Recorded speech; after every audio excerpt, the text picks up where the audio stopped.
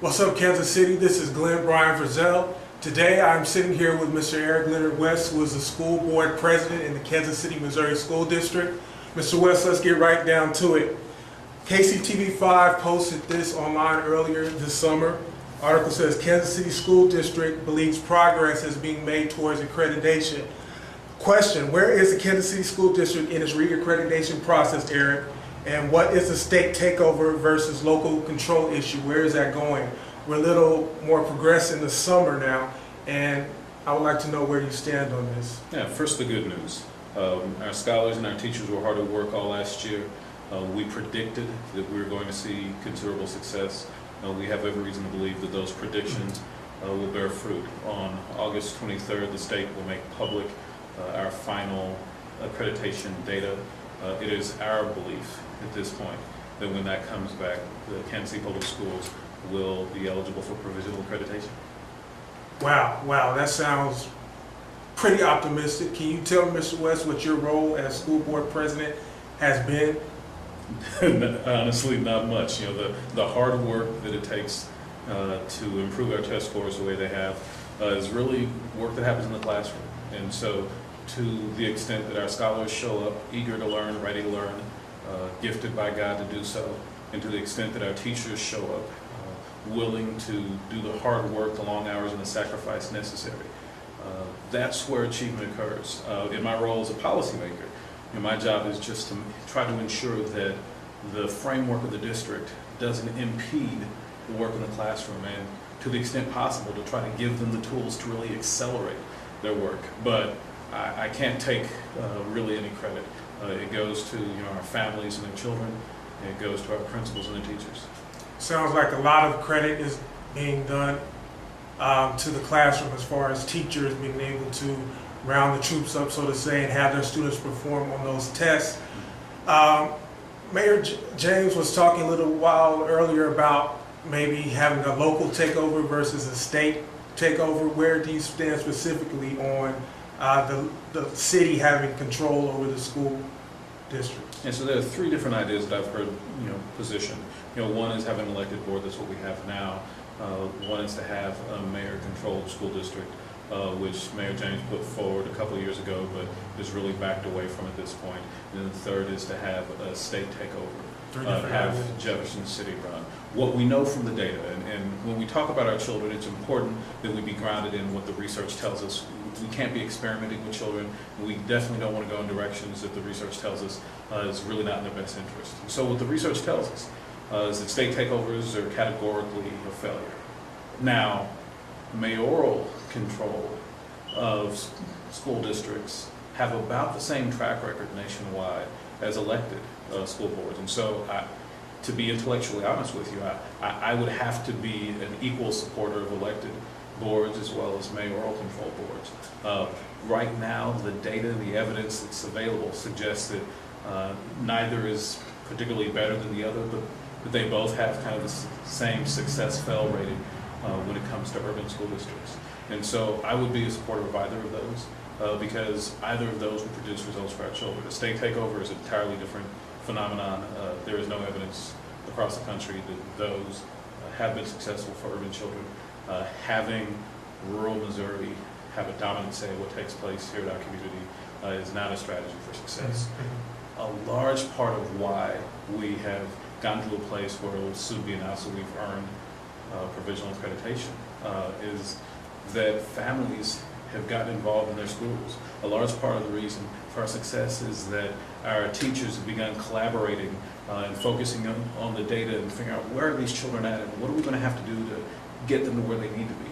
That kind of granular, just kind of down in the trenches work isn't work that is inspired by people from across the state telling us what's best for our children here in Kansas City. And so mayoral control, the data suggests that that's a reasonable strategy. Elected board, the data suggests that that's a reasonable strategy. You mentioned down in the trenches strategy, education philosophy that's geared to making sure that these students are succeeding. Mm-hmm. Is that found in a charter school model? All I care about is, are our children learning? That's the only thing that matters. Everything else is just adults playing games. And so if there's a charter school that is getting results above and beyond what the Kansas City Public Schools are getting for the children in our classrooms, then that school deserves our support. That's why the policy of this board, as long as I've been chair, has been that if there are charter schools that are actually getting the job done for our scholars, that they deserve our allegiance as well. And so that's why we have sold buildings to charter schools. That's why we've partnered with charter schools in various initiatives and in professional development. We want to cooperate and work with all of the institutions of learning that are actually getting it done. But I distinguish that they have to be getting it done for our children. If you can't produce results, and particularly if you can't outperform the Kansas City Public Schools, then no, you don't have an unmitigated right to be in the classroom with my children, that you don't have the right to soak up tax dollars that could be going to support a higher quality education for my child. And so if you can get the goods for my children, you have my support all the way. I don't care if you're charter, public, private, parochial, whatever. What we have to be about as a community is what is getting the results for our children, not which adult gets to beat their chest and say, I run this or that. Who is getting results for our children? Marion Wright Elderman has her motto, not one child will be left behind. As school board president Airick West, we know that we can't always produce superstars. What is your philosophy to those children who have been labeled unruly, and do they deserve an education as well? Children are what we have created them to be. And as we raise our children, so too will they go. And so if in our community we're dissatisfied with the state of our children, then really what we are saying, even if we are unwilling to have the courage and integrity to say it, is that we are dissatisfied with our own behavior as adults. Period. Children don't create school districts, adults do. Children don't create these communities, adults do. And children come into it, they take their key from what they see the adults doing, and then they make choices based on that. If we are dissatisfied with the behavior of our children, then as adults, we have to alter our behavior. There could be no other belief around that. This is why I refer to my young people as our scholars, because as I go out and I spend time, I just came from meeting with a group of my young people, I'm going back to a meeting with my young people. Because as I visit with them, it is clear to me that they have the energy, the intellect, the desire, the ambition, the passion, the character to succeed at high levels. They are prepared to be scholars. It is our job as a community to meet that desire, to meet that ambition, to meet that curiosity, and to give them what they deserve. Say, I'm a community activist, okay? I'm coming from this particular point. I'm a 70-year-old retired teacher who spent 40 years in the district. Yeah. I still live in the community. All I have are stories of the good old days. I've blocked out everything towards the end of my career because, hey, children weren't performing, accreditation was in threat, we actually lost accreditation. How would you encourage someone like that who still has valuable resources, although they might be labeled too old, but definitely has experience and life wisdom? How would you encourage that person to get back involved in the community? No, it's not a matter of too old or too young, any of that. It's a matter of a willingness to share the gifts that God has given us with children in our community. That's what's required. And so anyone who is willing to share their gifts, that it's our obligation as a community, and particularly as a school district, to find a way for them to do so, and to create an avenue for them to be actively engaged, investing in the lives of our scholars. And so whether that be as a board member or as a mentor, as an advocate, as a tutor, there are a variety of ways. And I would invite people to come down to the Kansas City Public Schools and just say, hey, I want to be involved. And we have a full office whose full-time job is to support community members who want to share their gifts or want to volunteer and be deeply engaged in the lives of our scholars. There's a process. I mean, obviously, we have to safeguard the well-being of our children, so no axe murderers. But within reason, we want to make a space for those who have gifts to share them with our young people, regardless of their age. There is a space in this community for everyone to care for these children. What's up, Kansas City? You heard it from Mr. Airick West himself. There is a space for you to become actively involved. So whether you're 22, 25, 40, 70, or 80, your higher education pursuit starts now. Take a look around your community, take a look in your backyard, and see what you can do. Learning does not stop because you earned a degree. Mr. West, I'd like to back up just a little bit here and talk about the Covington scenario. You wrote a letter on Facebook page in 2011 about resigning from the school board. At that time, Clinton Adams Jr., a longtime education activist, said, by flip-flopping and trying to rescind that resignation, it seems your ego and quest for self-aggrandizement are preventing you from acting in the best interest of the scholars. Some psychology in that statement there. I guess it was real tense at that time. Later on, you withdrew your resignation and you were reelected to the school board in 2012. Does it hurt when you're in that moment right there and people who've been on the block in the political scene in the Kansas City community make those type of statements about what you're doing, what you're trying to doing? What's your resignation of the state? So two pieces.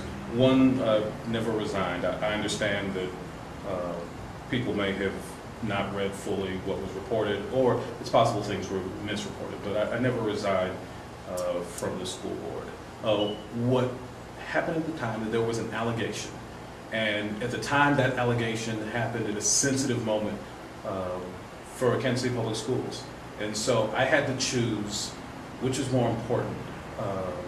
As is cited, kind of my own ego about being right and knowing that these allegations are wrong, or the immediate needs and well-being of the school district.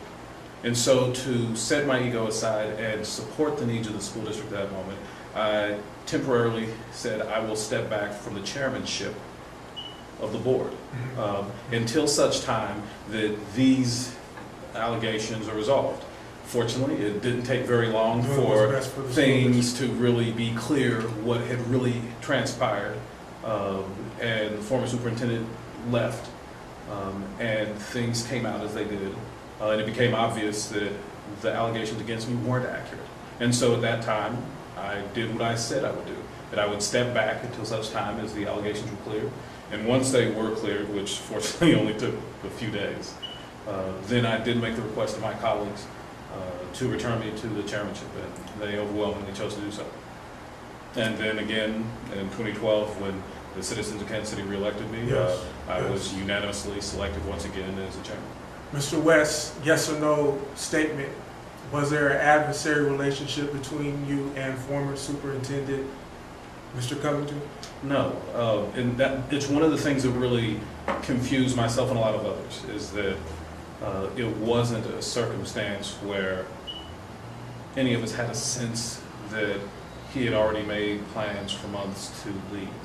In fact, just the week and a half prior to that departure, we had been sitting down and negotiating a contract extension. And so if we're having a conversation about extending your contract, that doesn't, to me, signal that things aren't going the way they're going. But let me fast forward to what that means for us today. Please. Dr. Covington made some important decisions that have secured the financial and academic well-being of this district. And had those hard choices not been made, we wouldn't be in a position to do what we're doing today. Right now, we're investing more money in early childhood education. We can do that as a district because of the resources that we've saved, by making the hard choices that achievement demands. We are making investments in early college. Last year, 16 of our scholars graduated from the Kansas City Public Schools with not only their high school diploma, but also their associate's degree. 2 years of college, finished, paid for, complete. We can afford to do that as a district because of the hard choices that we made then. And so our former superintendent's choices while he was in the role have absolutely helped us establish for our scholars the success that we've had, these past 2 years since his departure. And it's those successes, academic successes on behalf of our young people, that have moved us to a point where now we're taking one step closer to full accreditation. This August, we'll be eligible for provisional accreditation, we believe, and that sets us up in 2 or 3 years that we'll be eligible for full accreditation. And then that's just the next step along the journey towards really restoring for this community the type of district that all of our children deserve. So that's a resounding no. What's up, Kansas City? You hear that? That's a resounding no. There was not an adversary relationship. I'd like to ask you some more questions. Yeah. Can you tell us real quick about your Google Glass initiative? Real quick. So Google Glass is this amazing little device. It's basically a cell phone for your face. You put it on, it looks a lot like a pair of glasses. I have a summer leadership camp that I've been doing for 9 years now. I was able to get a pair of these Google glasses. They're not out till next year, but I got an early release copy, and I took them with me to my summer leadership camp where 100 of our KCPS scholars, high schoolers, were there, and they got to use them all summer and really kind of envision if they were going to have these at school, how could this make a difference for them? Wow. So really making sure that our scholars have access to the earliest technology before anybody else gets a hold of it. It's really exciting stuff, and if you ever want me to come back and kind of show those for you all can use them to do another one of these broadcasts maybe at our schools. We'd love to share the tech. Are you still involved with the Ivanhoe neighborhood? Live in Ivanhoe, live in right behind the Walgreens of Linwood and Prospect. Love my neighborhood, and can't imagine a better place in Kansas City to be.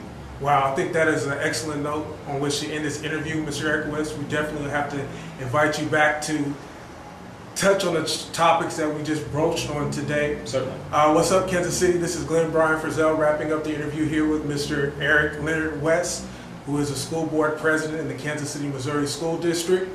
Check out What's Up Kansas City, www.whatsupkansascity.net for the latest video and college mixer times and locations. Remember, reach for the sky. The sky is the limit. If you miss the moon, at least you'll be among the stars. Till next time. CMG wants you to always remember, the victory we call success goes to the best prepared. When you invest in your community, you are really just investing in yourself. Thanks.